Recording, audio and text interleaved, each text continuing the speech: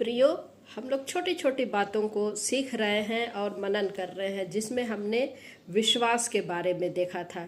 विश्वास क्या है? विश्वास जो है हमारे उद्धार से जुड़ा हुआ है। उसके बाद हमने भरोसे के बारे में देखा था। भरोसा का क्या है? मसीही जीवन का जीने का आधार है, मसीही जीवन से संबंधित है भरोसा। तीसरा हम लोग देखते हैं आस्था। ये आस्था क्या है? आस्था का अर्थ होता है कि हम अपने कर्तव्य के प्रति ईमानदार रहें। आस्था किसके प्रति होता है? जब हम आस्था में रहते हैं तो सामने वाला जिस प्रकार का है, जैसा है वैसा ही हम भी बनते हैं। तो आस्था क्या है मेरे प्रियो? आस्था जो है आज्ञा पालनता को बताता है, ईमानदारी को बताता है। जैसा उसका स्वभाव है, जैसा उसका चरित्र है, अर्थात मैं इसको स्पष्ट बोलूँ तो जैसा परमेश्वर का स्वभाव है, जैसा प्रभु यीशु मसीह का स्वभाव है, जैसा उसका चरित्र है, जैसा उसका गुण है, जैसा उसका चाल चलन है, वैसा ही हमको करना है। और जो करता है ये आस्था से संबंधित रखता है।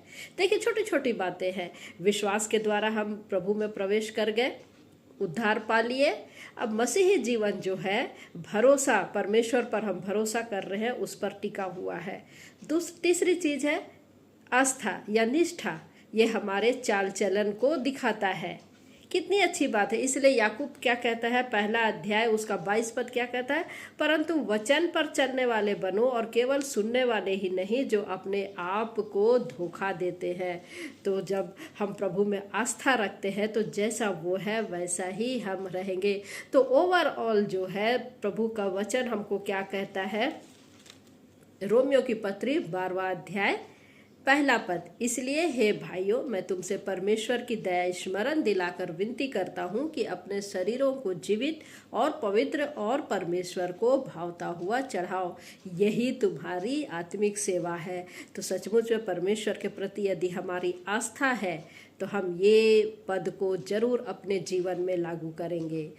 जय मसीह की। प्रभु आप सबको आशीष दे। ऐसे ही छोटे वीडियो को लेकर के मैं फिर आऊँगी। प्रभु में बने रहें।